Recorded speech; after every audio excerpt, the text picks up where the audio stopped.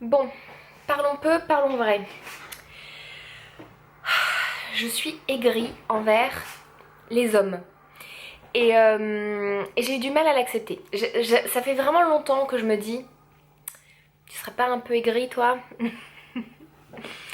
et, euh, et en fait, je voulais pas l'accepter parce que pour moi, c'est quand même hyper important de. Alors, parfois, d'être positive, tu vois, mais c'est vrai que parfois, je suis un petit peu trop positive attitude et parfois c'est bien d'être négatif quand même, tu vois. Donc voilà, faut que j'accepte un peu plus la négativité en moi.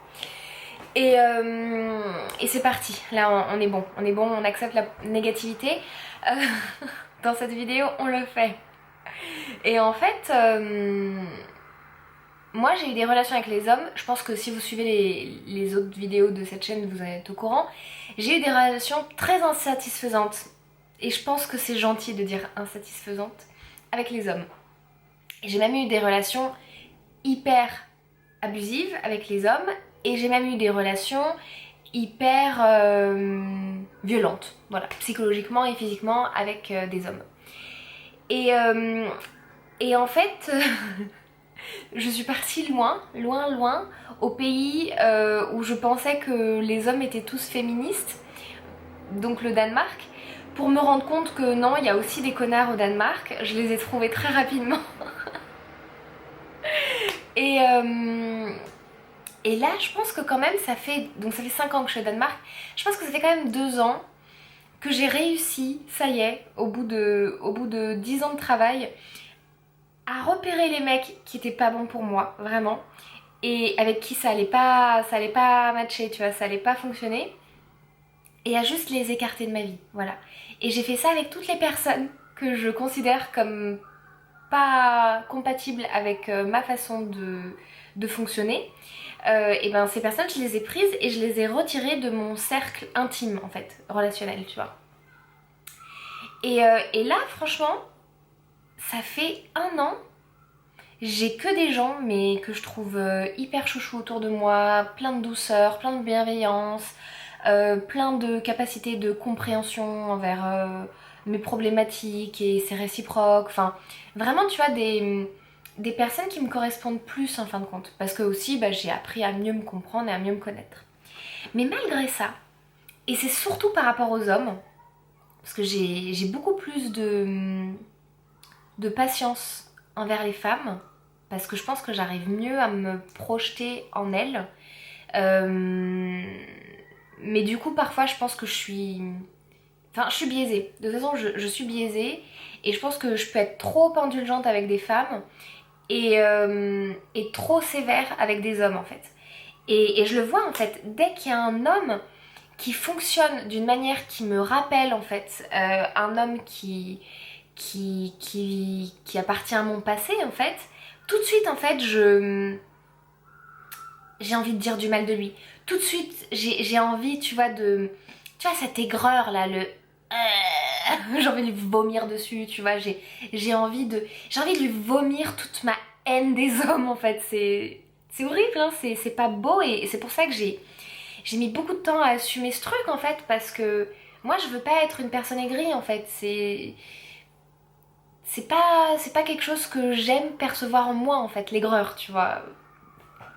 Et, euh, Et du coup, j'arrêtais pas de me dire non, mais bon, tu vois, réprimer un peu cette émotion en mode c'est pas beau, pense positive, sois dans la paix, dans l'amour, dans l'harmonie. Mais en fait, il y a rien à faire. J'ai une aigreur en moi et et il y a quelques jours, je me suis dit bon, tu sais quoi? Moi, c'est un super processus thérapeutique. Je vais faire une vidéo à propos de ça. Et donc du coup, ça fait une semaine que je réfléchis un peu à cette aigreur en me disant ok, il va falloir quand même que j'essaye de trouver un truc intéressant à dire dans ma vidéo, tu vois. Et, euh, et là, je me disais ok, ce que je vais faire, c'est je vais réfléchir à comment se débarrasser de l'aigreur en fait, tu vois. Essayer de comprendre la racine de l'aigreur. Et puis ce matin, en fait, je me suis dit mais non, en fait, tu sais quoi? Je pense que juste, il faudrait commencer avant d'essayer. J'arrive pas à finir ma phrase. Il faudrait commencer par juste accepter, en fait, l'aigreur. Avant de commencer à réfléchir à c'est quoi les solutions, en fait, pour que je me débarrasse de mon aigreur, ben en fait je pense que il faut que je commence par accepter que je suis aigrie envers les hommes. Et c'est comme ça. Et c'est tout en fait. Et, et en vrai je comprends pourquoi j'ai de l'aigreur. Enfin, et c'est mon cas personnel, hein, je suis pas en train de généraliser, mais moi ce que j'ai vécu dans mes relations avec les hommes, en fait, quand je le raconte à d'autres personnes, quand je raconte les comportements que les hommes ont eus avec moi, en fait, les personnes sont quand même... Et que j'ai, du coup, que j'ai autorisé, que j'ai laissé passer, en fait, parce que j'ai pas réagi à ces comportements-là en disant stop, je me barre, en fait. Mais en fait, les personnes, souvent, sont assez choquées, en fait, tu vois. Et, et moi, j'ai réussi à me convaincre que oui, en fait, c'est choquant. C'est choquant les comportements que les hommes que j'ai fréquentés ont eu avec moi, en fait. Et je sais d'où ça vient, je sais pourquoi je les ai acceptés, je me culpabilise pas, tu vois. Pendant longtemps, je me suis culpabilisée aussi. Pendant longtemps, je me suis dit, pourquoi je suis pas partie plus tôt, pourquoi j'ai pas dit stop plus tôt, en fait. Mais bah voilà, c'est mes traumas perso, c'est mon éducation, c'est mon passé qui m'ont conditionné à me dire que c'était pas si mal par rapport à aussi d'autres choses que j'avais vécues, tu vois. Et, euh, Et tout ça en fait pour dire que en fait j'ai vachement d'empathie envers mon aigreur. Je, je comprends pourquoi je suis aigrie en fait. Et franchement, je trouve que j'ai des bonnes raisons d'être aigrie, voilà. Et, euh, et quand je me reconnecte en fait à mon passé à travers des documentaires, à travers des... là j'ai regardé la dernière fois une émission de... C'est une série Netflix, mais c'est une sorte de télé-réalité en fait. Et, euh, Et dans cette télé-réalité, il y a un personnage qui... Enfin, il y a une personne qui, qui ressemble beaucoup, qui a une personnalité très proche en fait, d'un de mes ex-copains. Et en fait, en regardant cette série, mais j'étais... Mais... oh, je bouillonnais quoi. J'étais vraiment en mode, mais... Ah, et le mec, il parlait mal à sa femme et il se comportait mais comme un gamin immature quoi. Et, euh, et je revoyais tellement, tellement de choses et j'avais envie de lui vomir dessus. Genre vraiment c'était ça que je ressentais. J'avais envie de lui vomir mon aigreur en fait. Que j'arrive pas à digérer en fait. Et, euh, et tout de suite en fait j'ai pas eu envie de voir ça. Parce que je me dis mais c'est moche en fait. Je veux pas avoir ce truc moche en moi en fait. Et je me dis c'est bon quoi. Genre passe à autre chose en fait. Maintenant ça fait plus d'un an que j'ai pas eu de mec odieux dans ma vie. Ou qui que je considère comme étant pas ok dans sa manière de se comporter, que je passe à autre chose en fait. Genre pourquoi j'arrive pas à passer à autre chose en fait. Et c'est comme si mon cerveau essayait de trouver la moindre petite occasion, tu vois, pour confirmer sa pensée de les mecs c'est tous des connards, tu vois. Et, euh, Et ça me saoule en fait, j'ai envie de passer à autre chose. Je suis en train de voir que bah non en fait, les hommes c'est pas tous des connards, il y a plein d'hommes merveilleux en fait, et ça existe, et de porter mon regard dessus en fait, ça me permet de voir encore plus ça en fait. Mais malgré ça, j'arrive pas à passer à autre chose, tu vois. Et ça me saoule parce que du coup, je reste accrochée au passé, je reste accrochée à mon aigreur, et, euh, et ça contamine mon présent en fait. Et j'ai pas envie de ça, mais je pense que moins j'accepte que je suis aigrie, plus en fin de compte je vais continuer à me trimballer cette valise en fait. Donc, euh, donc voilà, je pense qu'il faut que j'accepte que je suis une personne aigrie. Mais c'est même pas que je suis une personne aigrie, mais que j'ai de l'aigreur. Et que par moment je peux être une personne aigrie en fait. Est-ce que c'est français? Par moment je puisse être une personne aigrie. Ouais, c'est plutôt ça. Euh, et c'est pas tout le temps, c'est pas ce qui me définit non plus, loin de là. Mais c'est aussi une part de moi qui est présente. Et, et je la comprends. Voilà. Je, je comprends cette part de moi pleine d'aigreur. Je l'accepte. C'est ok. J'aime pas ça, quoi. Mais en fait, plus j'essaie de l'étouffer, plus le truc ressort à des moments inopportuns, tu vois. Et samedi dernier, j'étais en train de déjeuner avec des copines. Et c'est 3 copines que je connais. Et il y avait une copine, enfin une femme, qui est la meilleure pote d'une de mes copines, que je connaissais pas. Et en fait, on était à table et donc cette pote que je connaissais pas, elle venait de France. Et du coup, son mari, je crois qu'ils étaient mariés, était toujours en France. Et en fait, il l'a appelé. Franchement, dans ma tête, ça, ça m'a semblé être une centaine de fois. Mais je pense que si je n'exagère pas, il a dû l'appeler au moins 10 fois. En 2 heures de temps, tu vois. Donc c'est beaucoup. Enfin, vraiment, c'est beaucoup. Et en fait, du coup, au fur et à mesure, elle nous expliquait. Et en fait, la raison pour laquelle son mari l'appelait, c'est parce qu'en fait, il n'a pas l'habitude de faire à manger. Parce que d'habitude, c'est elle qui cuisine tout le temps. Et en fait, là, il était seul à la maison et il devait manger. Parce qu'il voilà, il devait quand même manger. Et en fait, il n'arrivait pas à faire tout seul la recette. Et en fait, plutôt que voilà, d'être indépendant, de chercher des vidéos sur YouTube ou de regarder des recettes en ligne, en fait, il l'appelait beaucoup, vraiment beaucoup, il l'a beaucoup appelé pour en fait lui dire mais du coup après tu fais quoi, tu fais comme ci, tu fais comme ça. Et moi en fait, mais ça m'a, mais dès le premier appel, dès le premier appel, ça m'a exaspérée.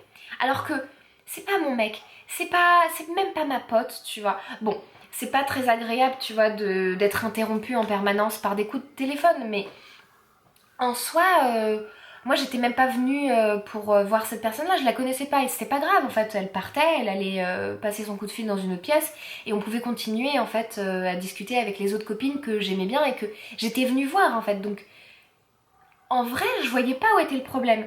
Sauf que le problème, c'est que moi, ça me rappelait en fait les mecs que j'avais eus qui savaient pas se débrouiller sans moi, qui étaient comme des enfants, comme des bébés, et je devais en fait voilà, faire le ménage, faire à manger, parce qu'ils savaient pas se débrouiller en fait. Et quand j'essayais de les rendre indépendants, tu vois, genre soit un homme indépendant, et ben en fait voilà, il y avait souvent de la mauvaise volonté et puis voilà, une non-envie en fait d'être indépendant sur les tâches de cuisine, de ménage, ce genre de trucs en fait. Et ça m'insupporte, ça m'insupporte, ça m'insupporte. Et en fait, j'ai beaucoup de mal à cacher mes émotions. Et donc du coup, ça s'est un peu vu. Et en plus, notre hôte, c'est une personne qui est très fine psychologiquement, qui est très sensible, qui perçoit énormément les choses en fait. Et donc elle l'a tout de suite perçu. Et en fait, comme elle connaît très bien cette personne parce que c'est sa meilleure pote, en fait, elle m'a expliqué la situation. Elle m'a dit, c'est comme ça que leur couple fonctionne. Et eux, en fait, ça leur plaît, ça leur crée du lien, c'est comme ça qu'ils interagissent. La nana, elle aime bien parce que bah, du coup, elle a un côté très maternel, elle aime énormément s'occuper des gens et donner des conseils et accompagner les gens. Et donc du coup, elle, ça la valorise énormément et ça lui fait énormément de bien. Et bah voilà, comme ça, c'est un moyen d'être un peu ensemble, tu vois, mais en étant à distance en fait, tu vois. Et là, je me suis dit, bah ouais, en fait, enfin, qu'est-ce que moi j'ai à juger la relation intime de ce couple en fait? Qu'est-ce que moi j'ai à préjuger de me dire genre oh mais quelle horreur, ce mec il est handicapé, il sait pas faire de la cuisine tout seul, tu vois?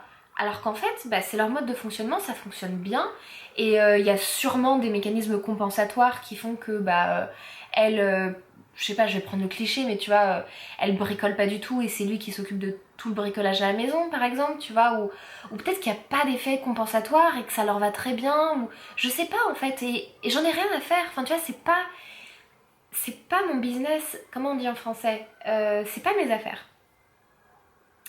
Et, et du coup, bah, je me suis dit, voilà, t'es une mauvaise personne, tu vois, tu juges le couple des autres, tu tu ressors ton aigreur là comme ça à tout bout de champ, faut que je m'occupe de mon aigreur. Et donc du coup je me suis dit ok, bah alors comment je fais pour m'en débarrasser de mon aigreur? Et on en revient, je boucle là et on en revient à ce truc de me dire bah en fait peut-être qu'il faut juste que j'accepte. Voilà, moi je suis aigrie à cause de mes relations passées avec les hommes et c'est comme ça. Et c'est comme ça et ça continue à imprégner en fait ma vision des choses, mon jugement. Ça continue à parasiter un petit peu mes relations. Mais si j'en suis consciente, je pense que déjà je peux atténuer en ne pas me laissant en ne me laissant pas embarquer en fait par ce jugement là, tu vois. Et en me disant attends, là je suis en train de juger avec aigreur, mais en fait j'en sais rien et peut-être qu'il y a autre chose et là je sais que je suis pas neutre, donc peut-être que je peux essayer de me renseigner, d'avoir plus d'informations ou peut-être que juste voilà je peux regarder ailleurs en fait parce que c'est pas mon problème ou juste je peux rester avec mon jugement et en fait c'est aussi ok, tu vois. Et je pense que ça me fait vraiment du bien de me dire ça. Je pense que vraiment ça m'aide d'accepter mon erreur, ça m'aide de me dire je comprends. Je comprends pourquoi je suis aigrie et je l'accepte. Et c'est tout en fait. Et j'ai pas besoin d'essayer de trouver des solutions pour être plus positive, plus dans l'amour, plus dans la joie. Non en fait. Je sais ce que j'ai vécu, je sais que j'ai des très bonnes raisons d'être aigrie et c'est ok. Voilà, c'est ce que je me dis. Après en vrai mon aigreur, elle est pas que sur les hommes. Elle est aussi sur les médecins. Parce que moi, depuis petite, en fait, ma santé, ça va pas très bien. Et en plus, ça va pas très bien, mais c'est des trucs qui sont difficiles à comprendre, en fait, tu vois. J'en ai déjà parlé dans d'autres vidéos, mais par exemple, j'ai été diagnostiquée à 25 ans narcoleptique. Et en fait, le principal symptôme de la narcolepsie, c'est une fatigue chronique très présente. Sauf que la fatigue, c'est un symptôme qui est présent chez tout le monde, déjà. En fait, c'est un symptôme qui est très peu spécifique.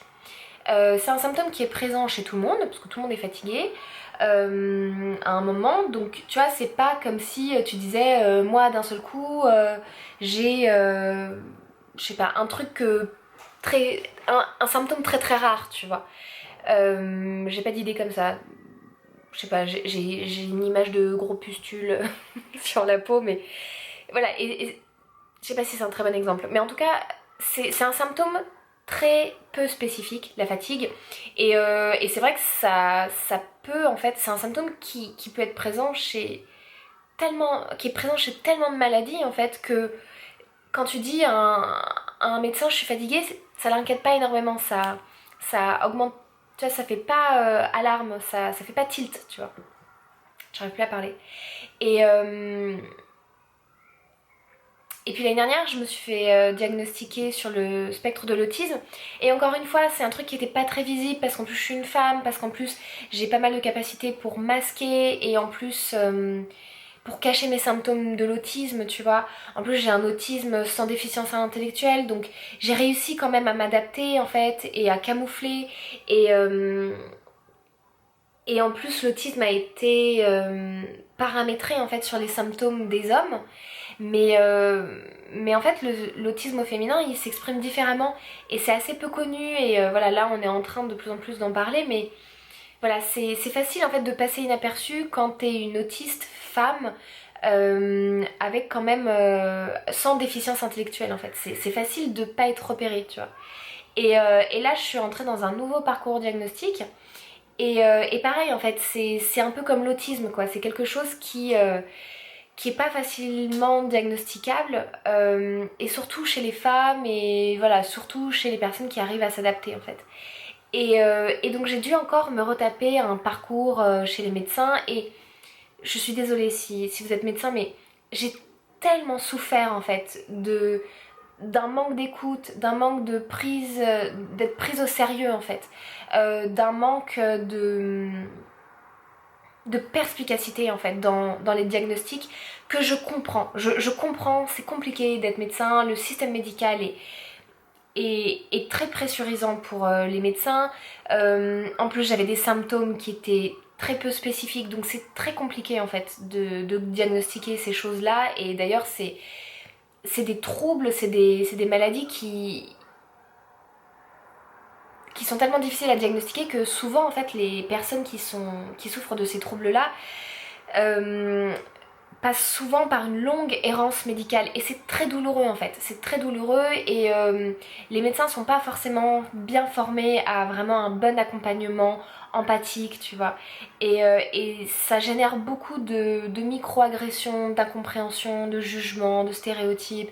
Pareil, depuis que je suis au Danemark, ça fait 5 ans, les médecins danois ils ont des stéréotypes à la con sur les étrangers et c'est dur et je déteste aller chez le médecin pour cette raison en fait. Et à chaque fois que je vais chez le médecin, mais je suis tellement en colère en fait contre le système médical que les pauvres médecins que j'ai en face de moi, avant même qu'ils aient ouvert la bouche, j'ai déjà envie de les baffer en fait. Donc c'est pas cool, c'est pas cool du tout. C'est pas cool du tout. Mais c'est comme ça en fait. Et, et ben en fait, et du coup, la semaine dernière, j'ai dû encore me retaper une consultation avec un médecin généraliste, en sachant très bien que ce médecin n'y connaît probablement pas grand chose à mon trouble, parce que c'est un trouble qui est assez peu connu, qui est assez peu étudié en école de médecine. Moi, avec les centaines d'heures de recherche que j'ai déjà fait sur ce trouble, avec les interviews informelles, avec les discussions informelles que j'ai eues avec des personnes qui souffrent de ce trouble-là, bah en fait, je pense que j'en sais bien plus que le médecin, mais je dois quand même attendre la validation de ce médecin et convaincre ce médecin pour pouvoir avoir une prescription pour aller voir un médecin spécialiste. Et c'était tellement dur et en fait j'avais tellement pas envie de faire d'efforts, j'étais à bout, je pleurais tout le temps, j'étais pas bien et j'avais pas la force en fait de prendre sur moi, de faire un effort et d'être polie en fait. Et j'ai été exécrable, vraiment là aujourd'hui d'ailleurs je vais envoyer un mail à ce médecin pour lui dire désolée, vraiment genre merci d'avoir été, elle a été tellement gentille, genre vraiment elle a été mais hyper compréhensive, hyper patiente, hyper douce dans son approche et je m'en veux un peu, mais j'essaie de pas trop m'en vouloir, mais voilà, c'était dur pour moi en fait de m'autoriser à être une personne désagréable en fait, tu vois. Et je sais en fait pourquoi je suis désagréable, c'est parce que derrière j'ai de l'aigreur en fait, parce que j'ai beaucoup de souffrance, parce que j'ai pas été prise au sérieux par ma famille, j'ai pas été prise au sérieux par les médecins et maintenant en fait je me rends compte par tous ces parcours diagnostiques que oui en fait c'est pas que j'étais fainéante, c'est pas que j'étais euh, une sale gosse, c'est pas que j'étais bête. En fait, c'est juste que j'avais des troubles, en fait, j'avais des problèmes, en fait, vraiment. Et pour certains, il y a des solutions, pour d'autres, il n'y a pas de solution. Mais déjà, de savoir, en fait, il y a toujours des solutions, même si elles ne sont pas forcément médicamenteuses, il y a toujours des solutions par la compréhension et plein d'autres choses. Et des rééquilibrages de rythme de vie et tout ce genre de choses. Mais malgré tout, j'avais du mal à accepter d'être une personne pas gentille, positive, douce, joviale, enfin tout ça en fait. J'avais du mal à accepter que oui, j'étais en colère, oui, j'étais aigre et, euh, et oui, cette personne en face de moi n'avait rien à voir avec ma smoule, tu vois, n'avait rien à voir avec mon schmilblick et pouvait quand même s'en prendre plein la gueule parce que pas de chance quoi, t'es là au mauvais moment, au mauvais endroit, tu dis un truc qui me rappelle un truc de mon passé et voilà, tu vas te prendre une vague de caca. Bon alors, je m'autorise très peu à balancer une vague de caca sur les gens, mais c'est vrai que ça peut se sentir en plus, comme je vous l'ai dit, je suis assez nulle pour cacher mes émotions malgré tous les efforts que je fais. Donc c'est vrai que bon, ça se sent assez vite en fait quand j'aime pas quelqu'un, ça se sent assez vite quand je suis énervée, tu vois. Et, et je m'en suis toujours beaucoup voulu, mais en fait, je pense que ça me ferait du bien d'arrêter de me juger autant et je pense que ça me ferait du bien d'accepter en fait et de me dire bah ouais, ouais j'ai de l'aigreur contre le système médical. Euh, et encore une fois en fait quand je vois mon passé, bah je comprends. Je comprends pourquoi je suis aigrie envers les docteurs. Je comprends pourquoi j'ai de l'aigreur en fait et pourquoi j'appréhende d'aller voir le médecin et pourquoi j'ai pas confiance en le système médical en fait. Je comprends, je comprends. Et c'est ok, voilà, c'est ok. Et c'est ok d'être désagréable et c'est ok, voilà, c'est comme ça. Je fais du mieux que je peux. Et parfois c'est pas beau à voir, et ben c'est comme ça en fait. Voilà. Je pense que c'est tout pour cette vidéo. Merci d'avoir regardé cette vidéo. Et voilà. Je te dis à bientôt pour de nouvelles vidéos.